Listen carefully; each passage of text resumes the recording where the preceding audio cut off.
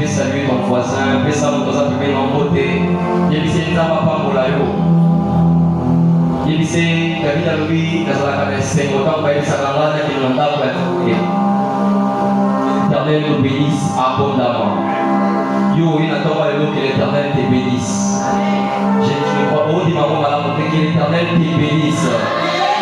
Ce que tu as fait, c'est un sacrifice et que Dieu te bénisse abondamment. Amen. Nous sommes dans la joie d'être ce matin dans la présence de Dieu. La Bible dit, et c'est David qui disait à lui, je suis dans la joie quand on me dit allons à la maison de l'Éternel. Pendant que David disait cela, il n'était pas dans les circonstances de la joie. Cela veut dire, peu importe les circonstances, il faut beaucoup tailler. Mais quand on lui dit allons à la maison de l'Éternel, il est maintenant dans la joie. Est-ce qu'il y a quelqu'un qui est dans la joie d'être dans la maison de l'Éternel? Manifeste cela par des acclamations. Acclame le Seigneur, acclame le Seigneur.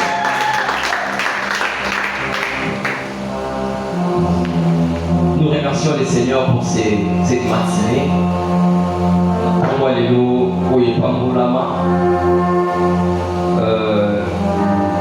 Nous savons que le monde n'est pas aussi facile que ça.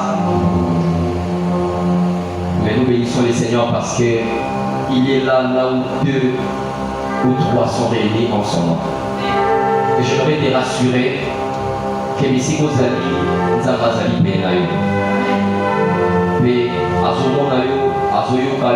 mais ce matin tu ne sortiras pas ici sans pour autant être consolé. Amen. Jésus est merveilleux. Je dis un grand merci à mon père spirituel et prophète Samuel pour la considération, pour l'amour, pour motivation, même inspiration à continuer pour ça là, pour porter la tête s'il y a pas vie dans nous autres. C'est un homme de Dieu d'une grande force. Et servir Dieu dans un tel ministère, ce n'est pas du tout facile. Et nous bénissons les Seigneurs pour l'homme de Dieu. Notre Père, est-ce qu'on peut l'apprécier par les acclamations? Gloire à Dieu, gloire à Dieu, gloire à Dieu. Le Seigneur est merveilleux. Et que Dieu bénisse tous les comités pastoraux. Et que Dieu bénisse toute la LCP et tous les membres qui sont ces matins présents. Amen. Ce n'est pas du tout facile de prêcher dans de telles circonstances, mais nous sommes obligés de les faire. Et ce que je vais demander à la LCP pour ces moments présents, c'est que nous mettons nos pieds pour évacuer tout ce qui est dans nos têtes. Nous mettons pour mettre à des côtés tout ce qui peut nous empêcher pour nous le Seigneur. La parole de l'Éternel dit tout passera. Tout ce que nous voyons passera. Je vais vraiment vous scandaliser pour vous dire que même les gens que Jésus avait ressuscités, ils sont passés. Même si même si le logo même si aujourd'hui sache que ça va passer.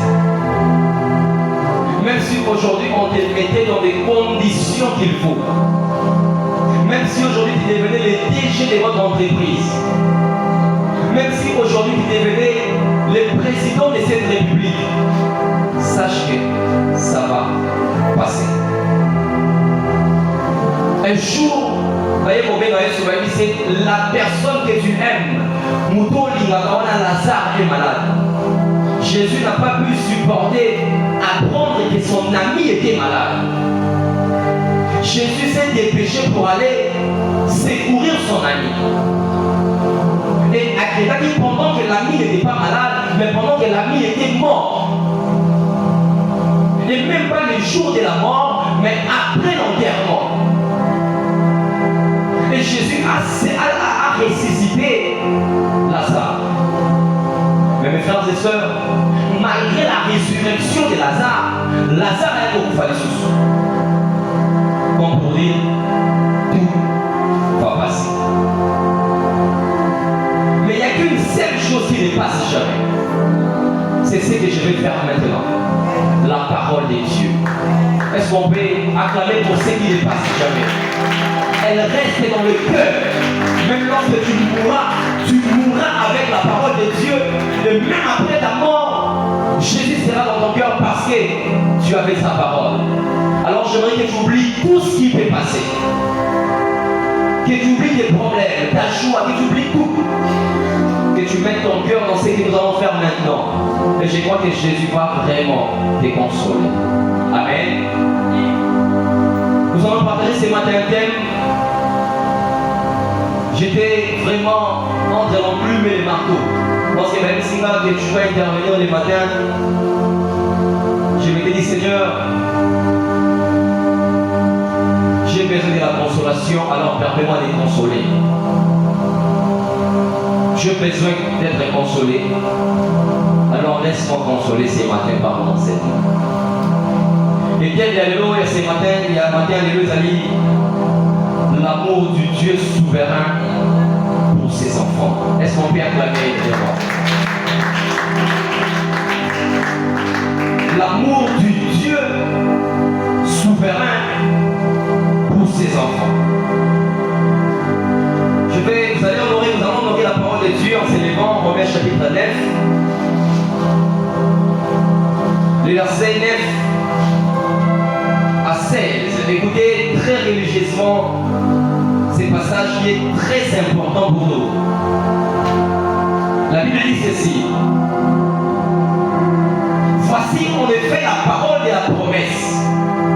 Je reviendrai à cette même époque et Sarah aura un fils. Et de plus, il en fit ainsi de Rebecca, qui conçut du sel d'Isaac notre père. Car, quoique les enfants ne soient pas encore nés, et ils n'aient fait ni bien ni mal, afin que les desseins d'élection de Dieu subsistent, sans dépendre des œuvres, et par la seule volonté de celui qui appelle, il fut dire à Rebecca, l'aîné sera assujetti au plus jeune, selon qu'il est écrit, j'ai aimé Jacob et j'ai haï Ésaü. Que dirons-nous donc? Y a-t-il en Dieu de l'injustice? Loin de là. Car il dit à Moïse, je ferai miséricorde à qui je fais miséricorde, et j'aurai compassion de qui j'ai compassion. Le dernier verset, ainsi donc, cela ne dépend ni de celui qui veut, ni de celui qui court, mais de Dieu qui fait miséricorde. Est-ce qu'on peut acclamer la parole de Dieu en s'asseyant?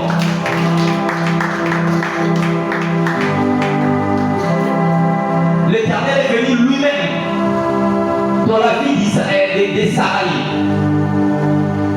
Il dit à Saraï que tu vas avoir un enfant. Saraï a traîné dans la stérilité. Saraï ici, au Robota. Et moi, le Robota, comment on est dans Isaac. Et lorsque Isaac est né, Isaac a eu aussi une femme qui s'appelait Rebecca. Rebecca a peut-être le même problème. Oh, le maman est pas que ça va être d'amour. Rebecca aussi avait un problème de conception. Mais je voudrais préciser pour dire que c'est l'Éternel qui rendait ces femmes stériles. L'Éternel s'était décidé de rendre une femme stérile. Mais lorsque l'Éternel a regardé cette Rebecca, l'Éternel lui a dit, je te ferai grâce. Mais la carte a dit, pas d'ami balé dans le manacate. L'un sera appelé Jacob et l'autre Ésaü. Mais la promesse était réétablie. Avant que Balobi balé dans votre main, Dieu avait déjà arrangé un système. C'est pourquoi il expliqua à Rebecca que quand on remonte à moins de négociation pour la Ésaü, Dieu lui balé à cause de la Jacob. Mais selon Polimonanga, selon volonté Nanga, il a préféré que Ésaü ou à sa mokolo va contraire et pas l'équilibre. En principe, les Akaïaïens sont les plus privilégiés. En principe, principe, c'est l'ennemi qui est plus privilégié. Mais Dieu a renversé l'ordre.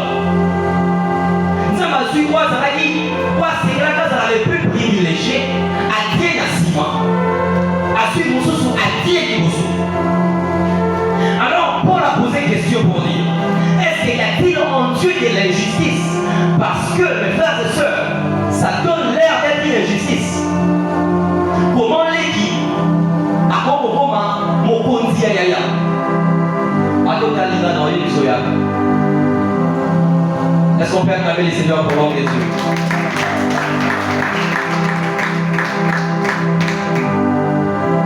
Et l'Éternel dira maintenant à Rebecca que le fils qui est le cadet va dominer sur l'aîné.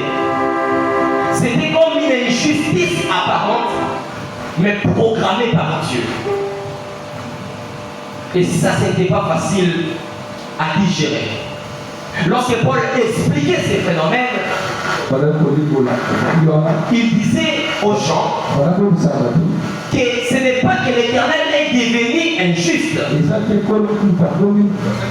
mais c'est juste qu'il fait miséricorde à qui il a décidé de faire miséricorde. Il ne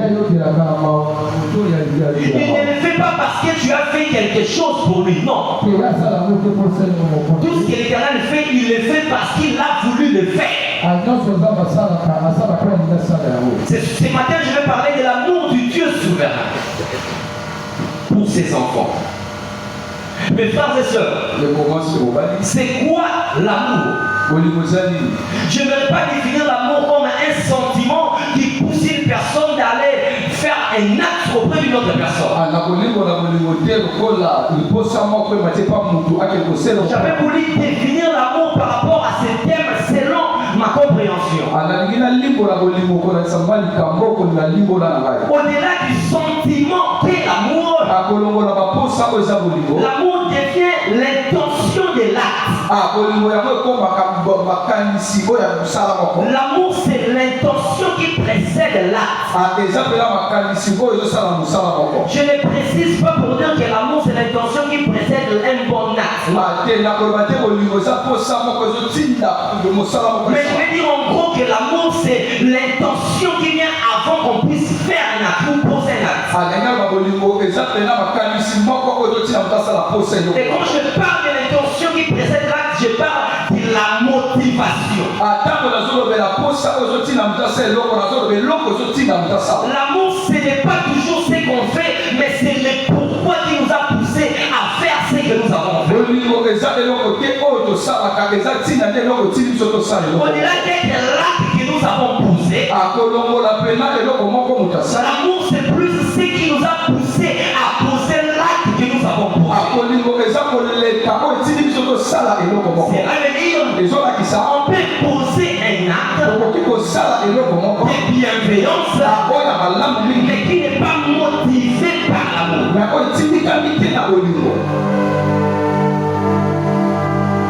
C'est qui un souverain? Un souverain, c'est la personne qui détient l'autorité suprême. Un souverain n'est pas la personne qui est soumise à des lois, mais c'est la personne à qui toutes les lois sont soumises. C'est la personne qui impose son autorité. C'est la personne qui, lorsqu'il arrive dans un endroit, il n'a pas besoin de frapper pour entrer. Il a besoin d'entrer comme il veut entrer.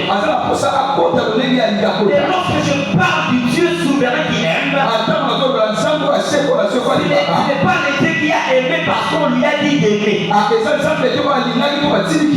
mais c'est le Dieu qui a aimé parce qu'il s'est décidé d'aimer. L'amour du Dieu souverain pour ses enfants. Les trois objectifs de ces petites exhortations. Premièrement, nous faire comprendre certaines vérités spirituelles qui sont cachées derrière le mot amour,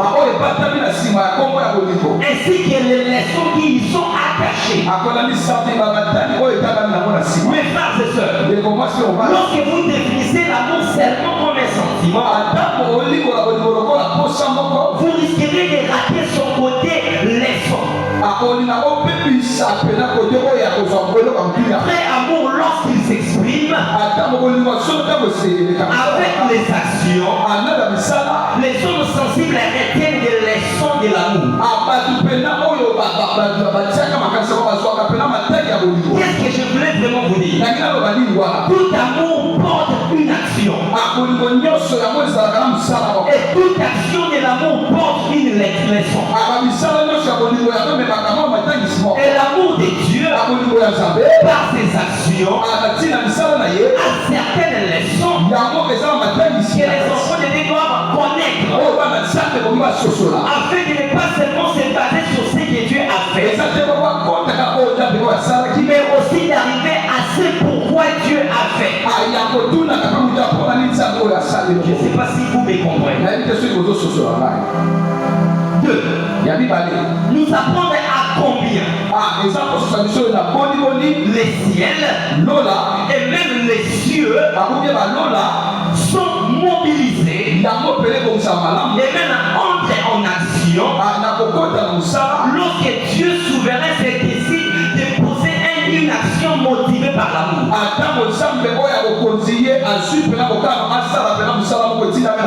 Mes frères et sœurs, lorsque les dieux souverains se décident de porter une action par son amour,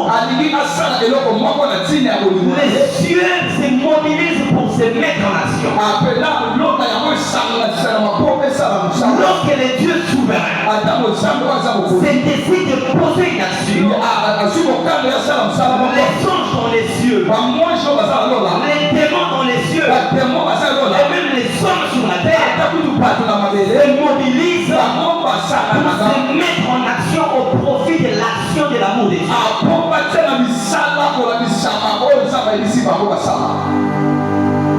Le troisième objectif, nous introduire dans la saison de l'amour transmis, dans la saison de l'amour qui nous a été transmis,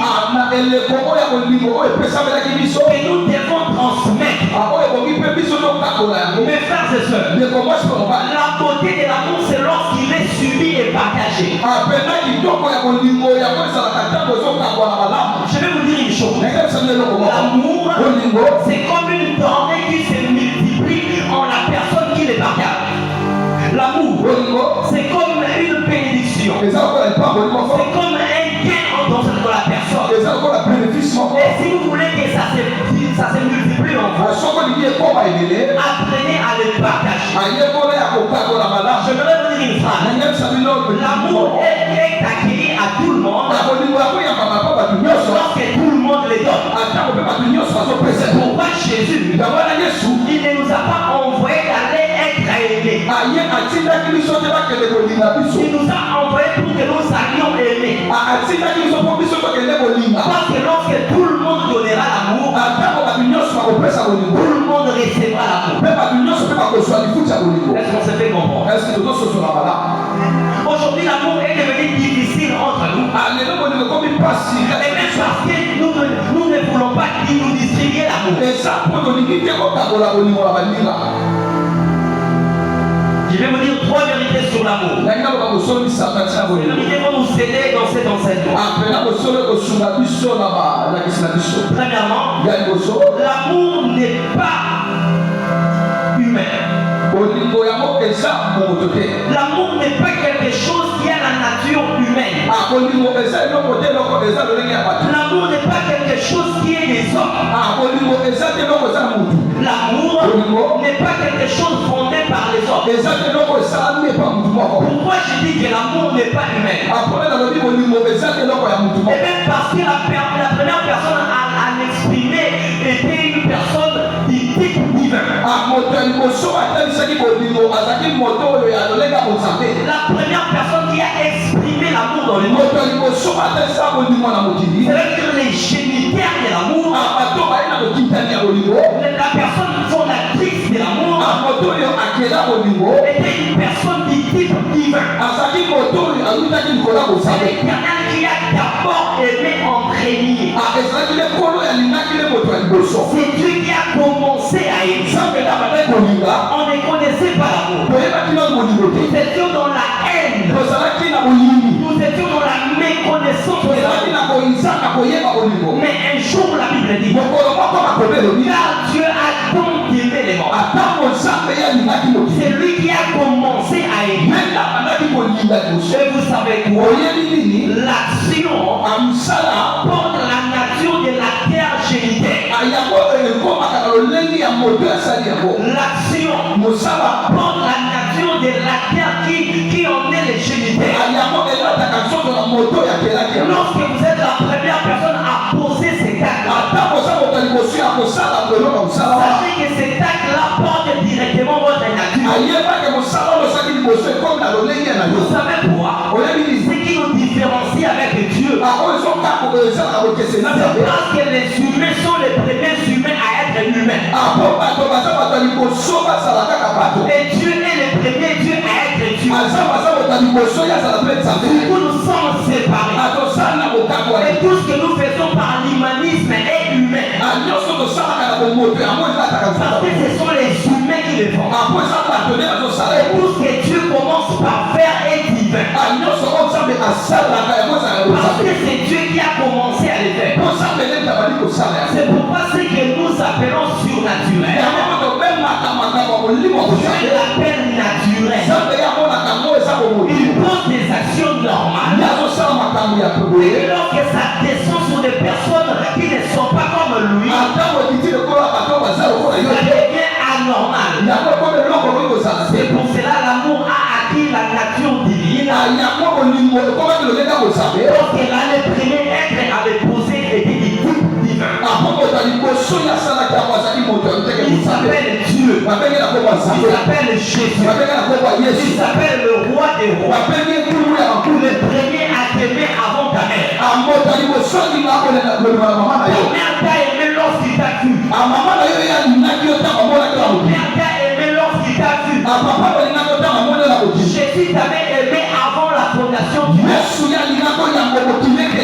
Ce qui te différencie avec les hommes, ce qui différencie l'amour des hommes envers les hommes, c'est que nous nous aimons qu'après qu'on a ressenti l'amour. Mais Jésus nous a aimés avant de ressentir. Écoutez-moi, nous ressentons l'amour après une bonne action qui nous est favorable. Mais avant la fondation du monde, l'humain ne faisait pas de bonnes choses. C'est pourquoi Jésus était déjà mort. Mais même avant que Jésus ne meure, Dieu ne nous avait pas aimés. Dieu nous avait tant aimés. Il n'a pas voulu s'asseoir sur les actions pour aimer. Mais il a beaucoup aimé son foi. Est-ce que tu peux acclamer l'amour? Il ne se passe l'amour de n'importe qui. Ton père peut t'abandonner. Ta mère peut te délaisser. Dieu ne te délaissera jamais. Parce que l'amour n'est pas ce qu'il a. L'amour n'est pas ce qu'il a. Je vais vous scandaliser. Le Dieu qui t'aime n'a pas l'amour. Le Dieu qui t'aime est amour. Nous arrêtons à aimer parce que nous perdons ce que nous avons. Dieu n'arrêtera jamais de t'aimer parce qu'il ne perdra jamais ce qu'il est. Je ne sais pas si tu comprends ça. Il n'arrêtera jamais à t'aimer. Même quand tu tomberas dans le péché. Je vais encore le dire. Même lorsque tu mourras, il n'arrêtera pas à t'aimer. Et pour lui, il n'y a pas de barrière pour aimer. Pourquoi il n'avait pas ressuscité Lazare? Il avait appelé Lazare. Il dira à Lazare, Lazare sort. Reviens pour moi. Il n'est pas mort. On t'avait fait entrer dans la tombe. Il va t'aimer même lorsqu'on te verra entrer dans la tombe. Je parle de l'amour de Dieu. parle de l'amour de Dieu. L'amour de Jésus. Acclame cet amour.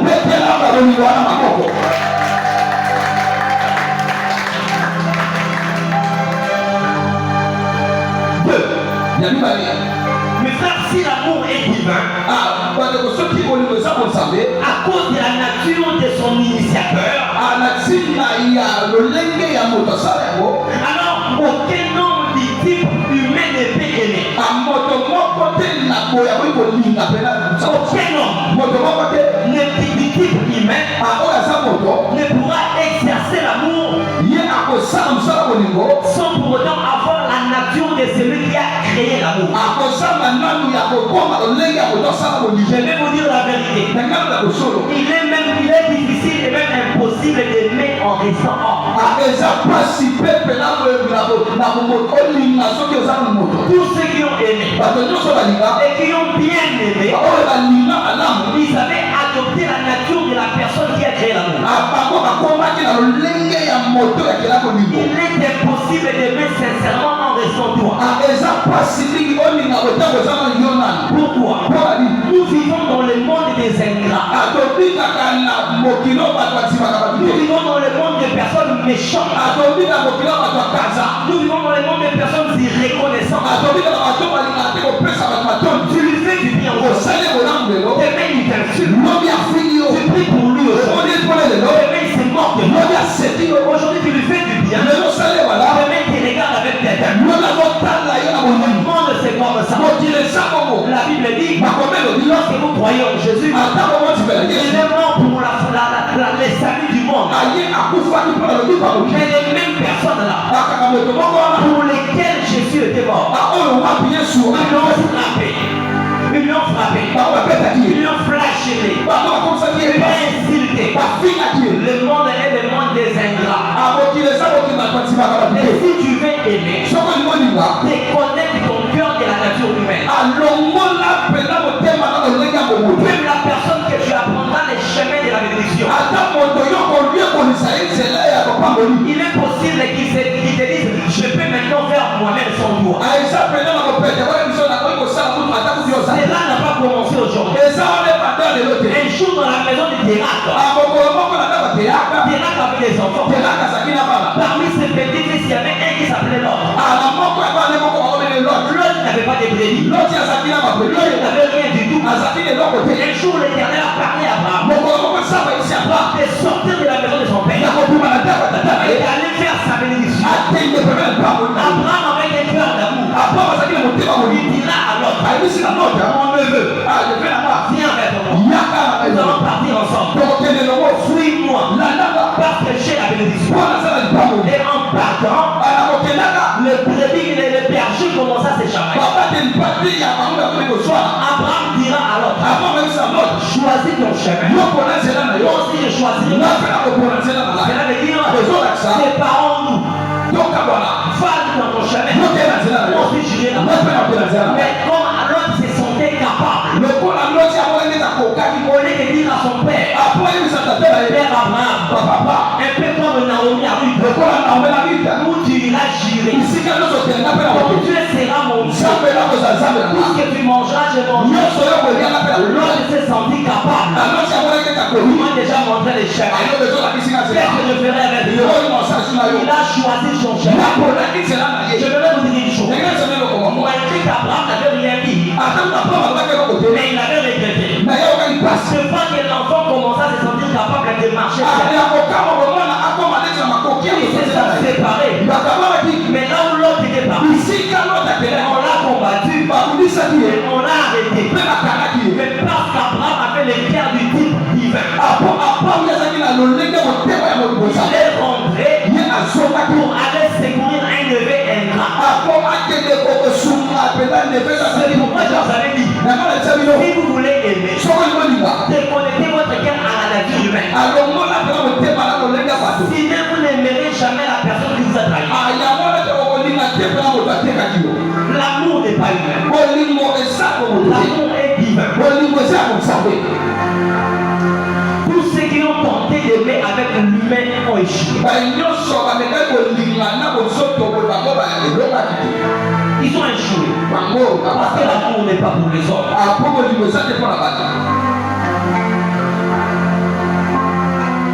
Troisième vérité. La plus haute dimension de l'amour,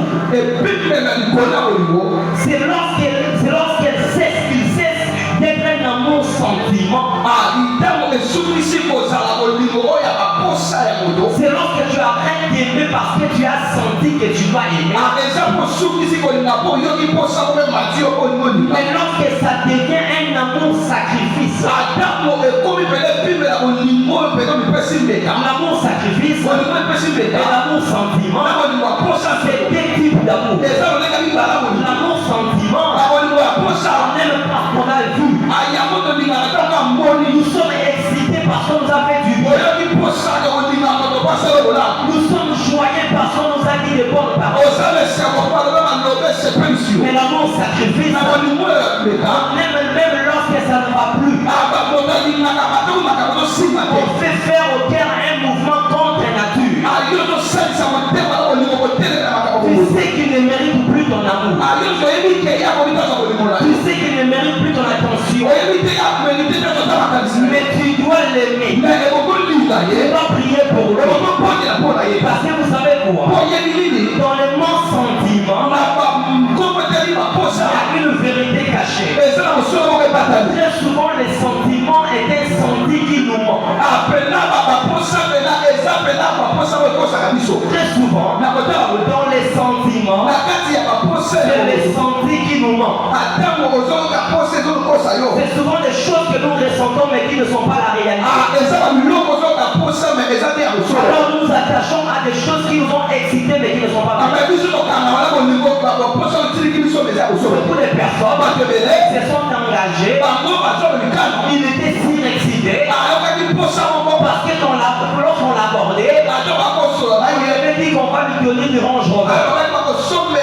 Il a senti l'amour et il a dit oui pour l'amour. Il a dit que c'était juste un senti qu'il avait vendu.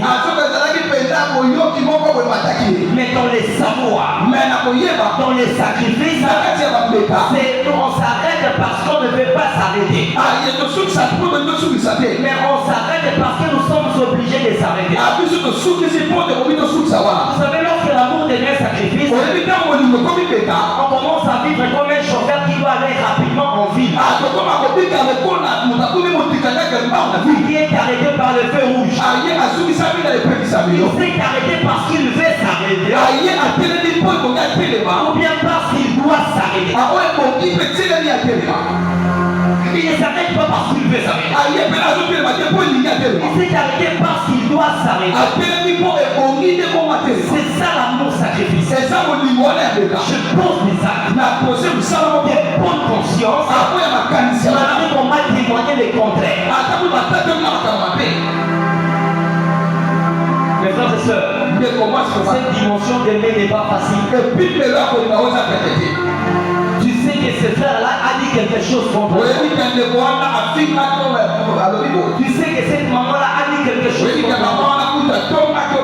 Tu sais que c'est là, on parlait des choses contre toi. Mais Dieu te dit, tu dois continuer à les aimer. Ce n'est pas facile. Dis à ton voisin, ce n'est pas facile. Bouge-le, dis-le que ce n'est pas facile. Aimer celui qui t'a blessé. Aimer celui à qui tu as appris, sur qui tu as appris des choses. Ce n'est pas facile. Alors si vous voulez continuer à aimer, il faut avoir la nature divine. J'avais promis de ne pas être long ce matin. Le premier point qui va être le dernier point, je vais vous parler de quelques aspects de l'amour du Dieu souverain. Les quelques aspects de l'amour du Dieu souverain pour ses enfants. Mes frères et sœurs, les dieux qui aiment est un. Son amour aussi Mais c'est sa manière d'aimer qui nous différencie. Le Dieu qui nous aime est un. Et l'amour qu'il utilise pour nous aimer est un. Mais sa manière d'utiliser cet amour-là est différente. Il ne t'aime pas comme il m'aime. Mais il nous aime. Est-ce que vous comprenez ce que je dis?